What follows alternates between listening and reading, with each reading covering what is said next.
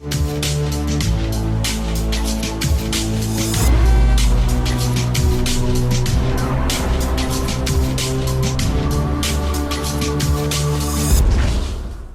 abrirem as Bíblias, no livro de Efésios, capítulo 1. A mensagem vai começar no livro de Efésios, mas nós vamos terminar no livro de Apocalipse.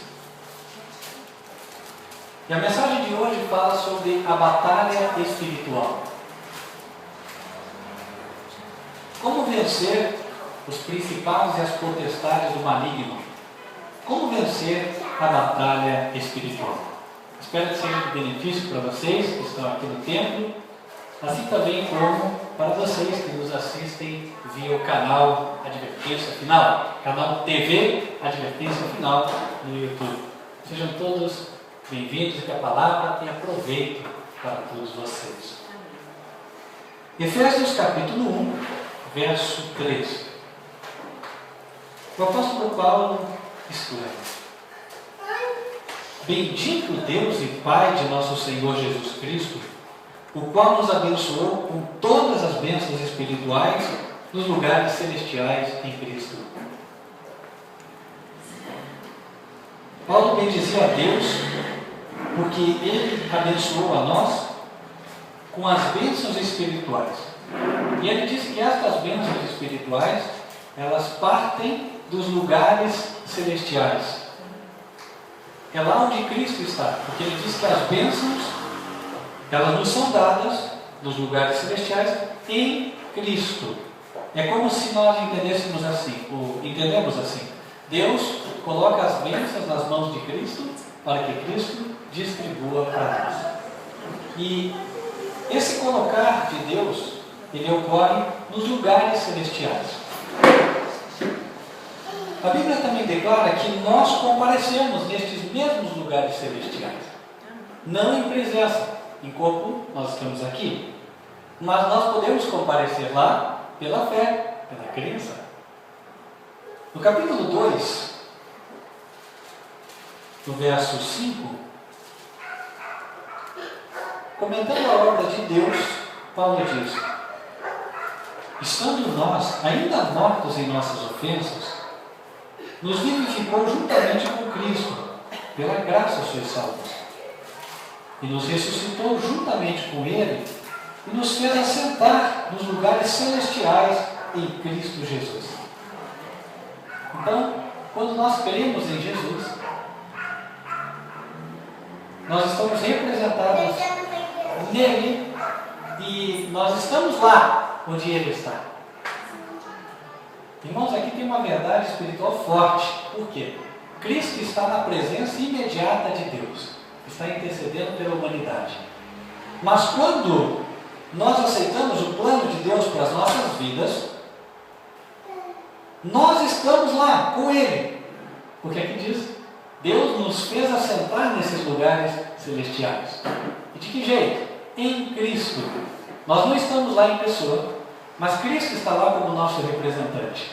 E se nós cremos em Cristo, nós estamos ali com Ele, diante da presença de Deus. Então, embora hoje caminhando na rua Antônio Chico, 1119, a partir da semana que vem, na rua Tibagi, em frente ao Hotel Rochelle, número 412, nós estamos na presença de Deus. Sabe, cada passo que você der, a partir de agora, cada vez que o seu pé se mover, lembre-se, se você é de Jesus, você está na presença imediata do eterno Deus. E Ele guia a tua vida. O poder dele está ao teu lado. Então, nada pode te abalar. Você vai andar bem, vai andar direito, porque Ele está com você. A presença de Deus é uma realidade na vida do crente. Mas o nosso foco são, a princípio, os lugares celestiais. Nós vimos que Jesus e Deus estão nos lugares celestiais, porque é ali onde Deus dá a bênção e Ele dá em Cristo. Então os dois estão lá. Por esse verso que nós lemos, nós vimos que nós também podemos estar lá. Por quê? Porque se nós cremos, pela fé, nós estamos lá. Nossa mente está lá. Mas a Bíblia fala que há outros seres que também estão lá. Efésios, capítulo 6.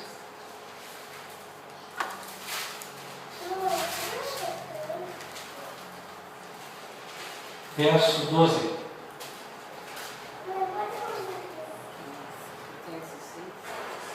Até para ficar mais fácil de entender, é bom lermos desde o 11. Paulo diz assim: revestidos de toda a armadura de Deus, para que possais estar firmes contra as astutas ciladas do diabo. Porque não temos que lutar contra a carne e sangue, mas sim contra os principados, contra as potestades, contra os príncipes das trevas deste século, contra as hostes espirituais da maldade, nos lugares celestiais. Então, nós temos uma luta contra os principados e as potestades. São literalmente os anjos do diabo. O diabo e os seus anjos. A hierarquia do mal, os demônios. A nossa luta é contra eles, segundo a Bíblia nos diz. E essa luta, ela ocorre em um lugar. Nos lugares celestiais. Então nós vamos juntar o que nós aprendemos até agora. Deus e Cristo estão nos lugares celestiais. Nós, pela fé, podemos estar nos lugares celestiais. Mas os demônios também estão nos lugares celestiais. E aí a luta se processa ali. Dá para ver que é uma luta de fé. Paulo não está falando, irmãos, de uma luta corpo a corpo contra o demônio, braço, entende, né? Não. Porque a luta não se processa aqui na terra. A luta se processa nos lugares celestiais. Então, para eu batalhar na batalha espiritual, eu só posso fazer isso por meio da fé. Tudo se baseia na fé. Tanto que Paulo, em seguida, ele descreve a armadura de Deus com a qual nós podemos nos empenhar na batalha. No verso 13 ele diz: portanto, tomai toda a armadura de Deus, para que possais resistir no dia mau, e havendo feito tudo, ficar firmes. Estai, pois, firmes, tendo cingidos os vossos lombos com a verdade, e vestida a couraça da justiça, e calçados os pés na preparação do Evangelho da paz. Tomando sobretudo o escudo da fé, com o qual podereis apagar todos os dardos inflamados do maligno. Tomai também o capacete da salvação e a espada do Espírito, que é a palavra de Deus, orando em todo o tempo, com toda oração e súplica no Espírito, e vigiando nisso com toda perseverança e súplica por todos os santos. Paulo fala que a armadura ela é composta de elementos espirituais, não são coisas físicas. Ele começa dizendo que nós temos que cingir os nossos lombos, as costas, com a verdade. Como é que eu vou me cingir com a verdade? Verdade não é couro. Né? Se fosse de couro, eu podia me vestir de couro. Ou capa de bronze, mas não é. Cingir-se com a verdade, meus queridos, significa o seguinte: falar sempre a verdade. Ser uma pessoa sincera, verdadeira, não de vida dupla, não de duas caras, como nós falamos hoje no popular. Né? E quando nós fazemos isso, o diabo não poderá nos apunhalar pelas costas. Falar mal de nós com propriedade, não vai poder. Depois ele diz, vestida a couraça da justiça. Na guerra antiga, na batalha antiga, a couraça era usada para quê? Para evitar que a espada do inimigo traspassasse o teu ventre, ou o teu coração, o teu peito, enfim. Então ela protegia. A couraça é o que nos protege dos ataques de Satanás. Aqui diz a couraça da justiça. E Deus nos oferece uma justiça. No livro de Romanos, capítulo 3, ele fala disso. Então nós podemos ler Romanos 3.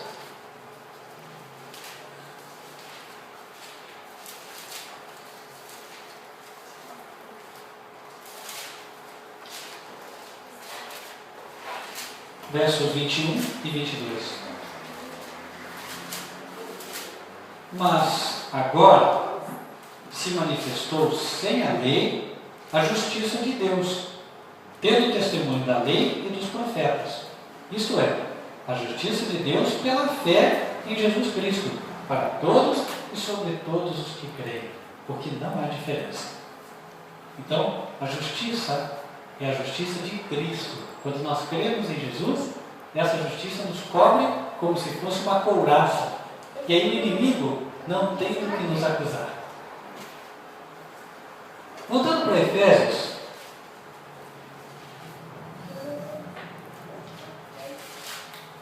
ele diz que nós temos que, no verso 15, Efésios 6, verso 15, ele diz que nós temos que calçar os pés na preparação do Evangelho da Paz.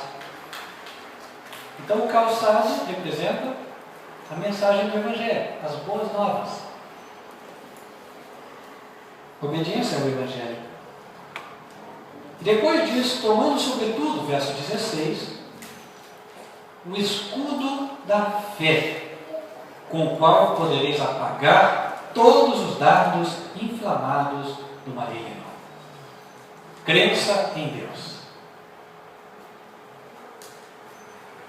As armas, tanto de ataque quanto de defesa, são espirituais.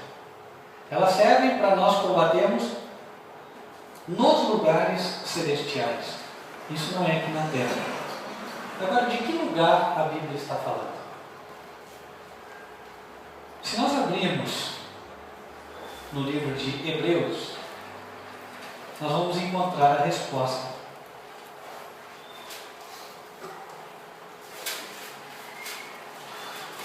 Em Hebreus capítulo 8, versos 1 e 2, Paulo diz que a suma do que temos dito é que temos um sumo sacerdote tal que está assentado nos céus à destra do trono da majestade, ministro do santuário e do verdadeiro tabernáculo, o qual o Senhor fundou e não o homem. Então, nós temos lá o nosso mediador, o sumo sacerdote, Jesus Cristo, que ele está à destra do Pai, lá no céu. E lá, ele é ministro do santuário e verdadeiro tabernáculo. Há um edifício no céu chamado tabernáculo. E ali é onde ele ministra. Como é esse templo, este santuário no céu? No verso 4, ainda falando sobre Jesus, Paulo diz: ora, se ele estivesse na terra, nem tampouco sacerdote seria, havendo ainda sacerdotes que oferecem dons segundo a lei.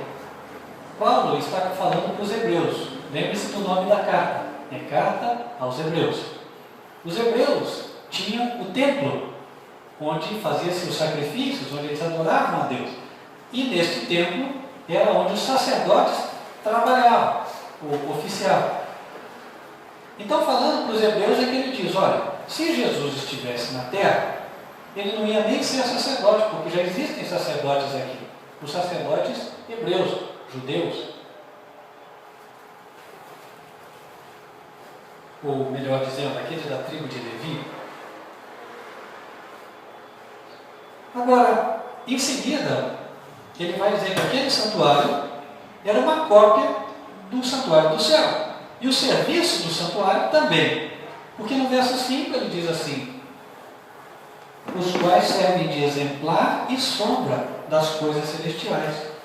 Como Moisés divinamente foi avisado, estando já para acabar o tabernáculo. O que foi dito? Olha, fazer tudo conforme o modelo que no monte se te mostrou. Para Moisés construir o santuário israelita, ele viu um modelo celestial. Ele teve a visão de um tabernáculo no céu, do verdadeiro tabernáculo mencionado no início do capítulo aqui. Aquele que nós lemos lá, o verdadeiro tabernáculo, o qual o Senhor fundou e não o homem. Então, se nós olhamos para o tabernáculo de Israel, nós sabemos que ele é uma cópia do verdadeiro que está no céu. E o tabernáculo de Israel, ele tinha mais de um lugar. É aqui que nós queremos chegar. Ele tinha lugares, não era um lugar só.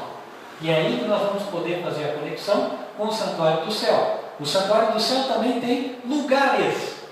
Por isso que Paulo fala que nós recebemos a bênção nos lugares celestiais. Mais de um lugar. É um edifício que tem mais de um cômodo. Uma casa com mais de um cômodo.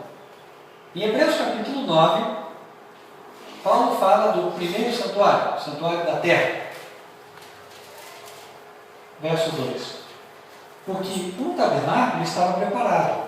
O primeiro, em que havia o candeeiro, e a mesa, e os pães da proposição, ao qual se chama o santuário.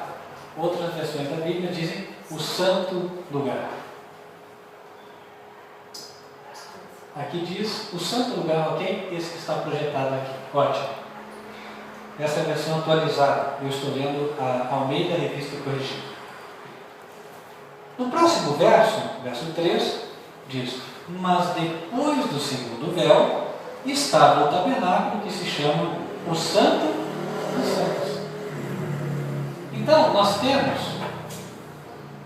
um local, um santuário, que tem dois cômodos. O primeiro que se chama Santo e o segundo que se chama Santo dos Santos. São dois lugares, lugares celestiais. Paulo disse que nós recebemos todas as bênçãos do céu, aonde? Nos lugares celestiais. É lá dentro desse edifício onde Deus se assenta. E Jesus ali comparece por nós. Nós estamos lá pela fé. Quando nós cremos em Jesus, nós estamos representados por Jesus e estamos na imediata presença de Deus.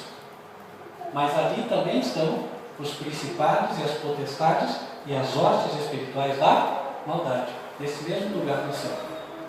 Alguém diria: ah, mas não, Satanás já foi expulso do céu faz muito tempo, ele fica só aqui na terra, ou debaixo da terra.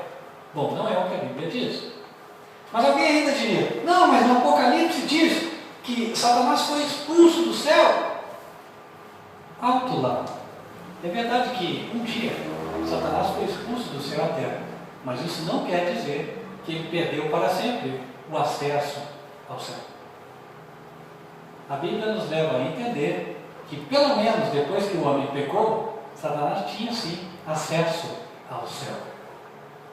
Um exemplo clássico disso, meus queridos, encontra-se no livro de Jó, capítulo 1. Ali a Bíblia nos retrata uma espécie de conferência universal, na qual os filhos de Deus se congregaram. E entre os filhos que vieram como representantes de vários locais, Satanás aparece. Jó capítulo 1, verso 6. E vindo um dia em que os filhos de Deus vieram apresentar-se perante o Senhor, veio também Satanás entre eles. Então o Senhor disse a Satanás: de onde vens? E Satanás respondeu ao Senhor e disse: de rodear a terra e passear por ela. E disse o Senhor a Satanás: observaste tu o meu servo Jó? Porque ninguém há na terra semelhante a ele, homem sincero, reto e temente a Deus, desviando-se do mal. Então os filhos de Deus vieram apresentar-se perante o Senhor. Obviamente, irmãos, não pode estar se referindo aos anjos. Os anjos estão sempre lá, né? Agora tem que se referir a pessoas que estão longe também, porque eles vieram apresentar-se. Eu venho me apresentar, e para me apresentar em algum lugar, eu tenho que me deslocar, não é assim? Eu vou até lá. Então vieram representantes de vários mundos, creio eu. E aí, Satanás aparece como um pseudo, uma espécie de representante da terra. E aí Deus pergunta, e claro, Satanás não quis dizer eu sou o representante da terra, porque ele sabe que ele não é. Ele é o usurpador. Então ele dá uma desculpa, como nós diríamos aqui, desculpa esfarrapada, né? Uma saída assim, pela tangente. Ele fala, não, eu vim na terra, estava passeando lá. Mas fato é que ele compareceu na presença de Deus. E a terra já estava em pecado, Satanás já estava em pecado. Pois Jó vivia na terra no meio dos pecadores. E o livro de Apocalipse, se bem é certo que ele fala da expulsão de Satanás, quando nós lemos atentamente essa passagem, que encontra-se em Apocalipse 12, nós vamos ver que ela se refere mais a um tempo futuro do que ao tempo passado. Queria convidar vocês a lerem Apocalipse 12, a partir do verso 7. Vejam lá.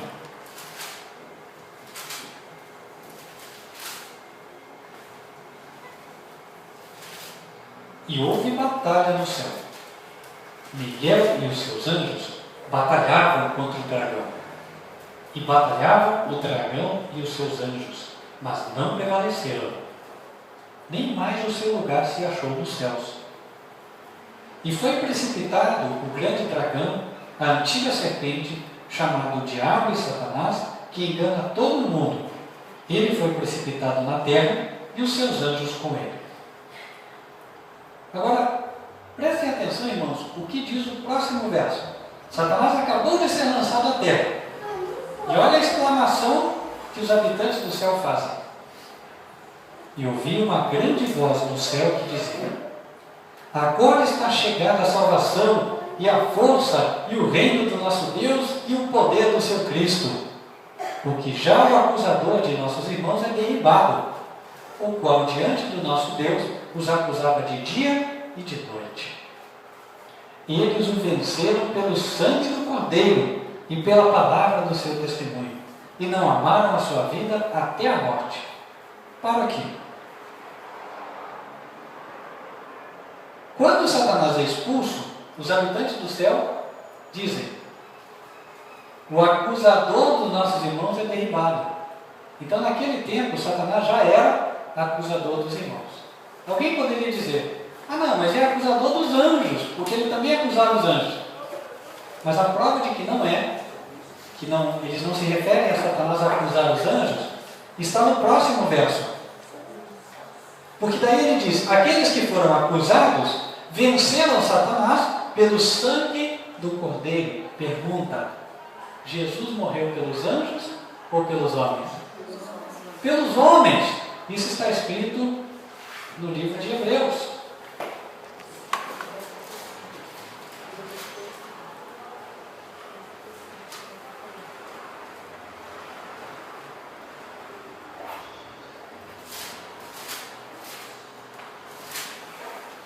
Capítulo 2, verso 16.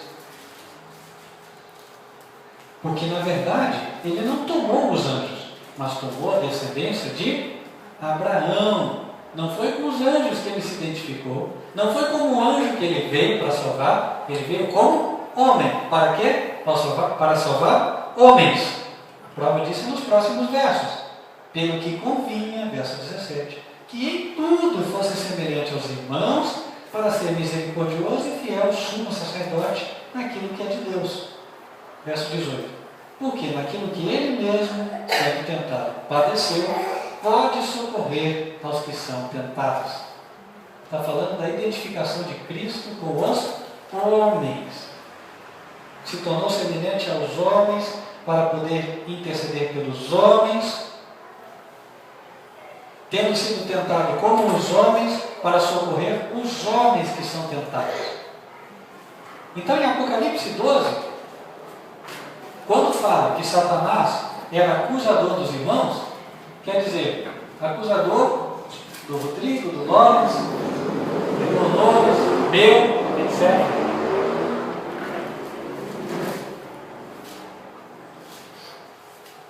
E esses que eram acusados venceram pelo sangue do Cordeiro. Aqui diz também que não amaram a sua vida até a morte, em Apocalipse 12, verso 11. Então, quando Satanás é expulso, ele é expulso em um tempo no qual há perseguição na terra.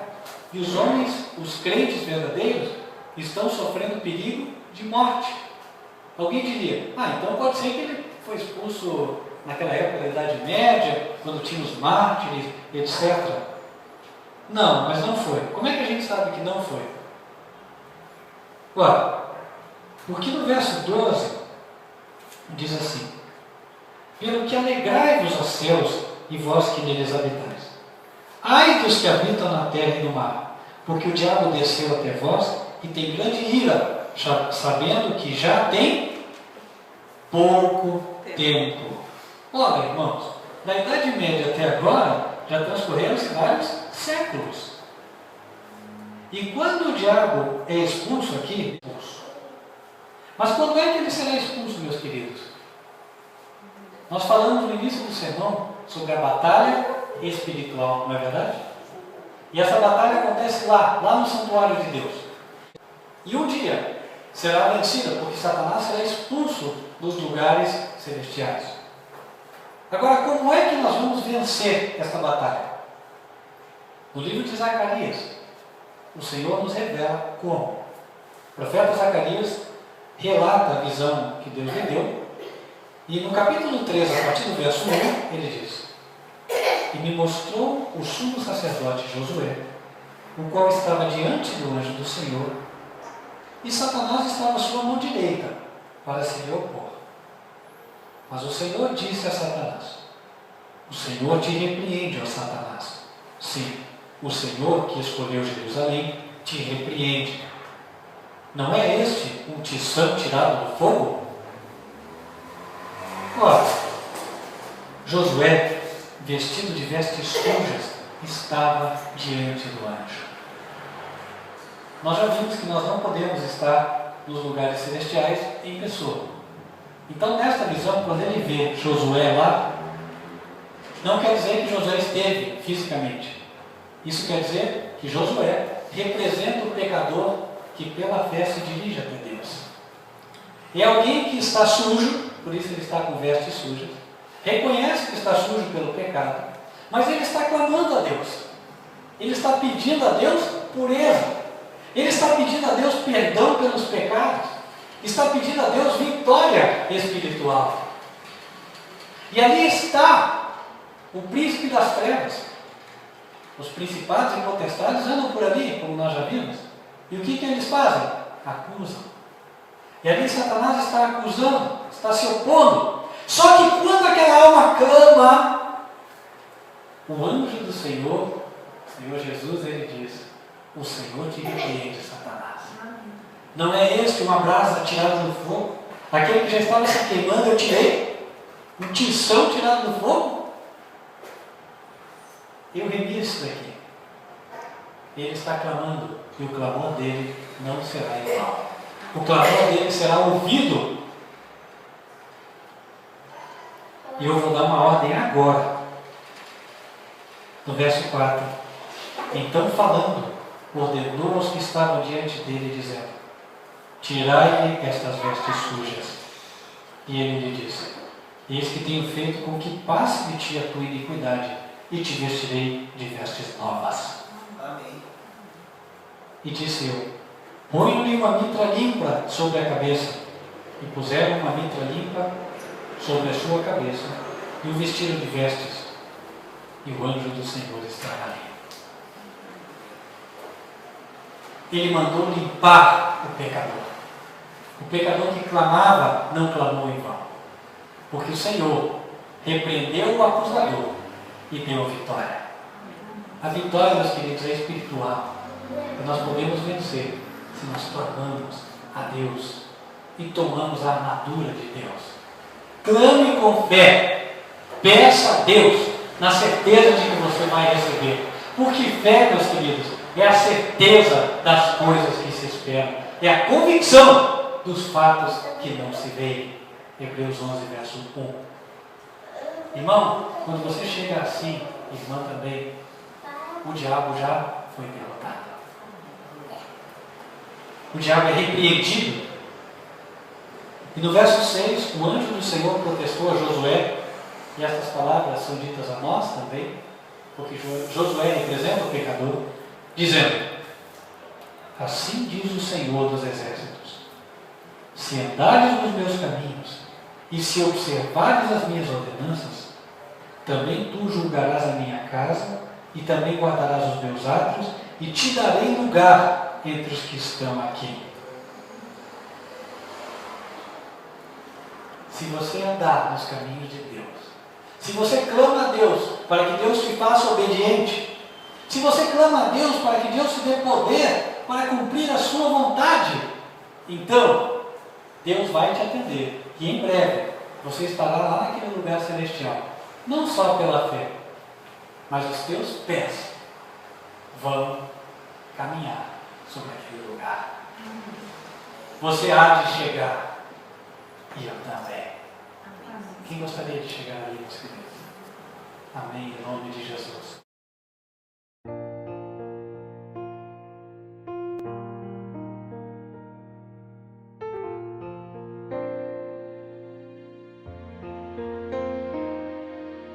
Bem-aventurado aquele que lê,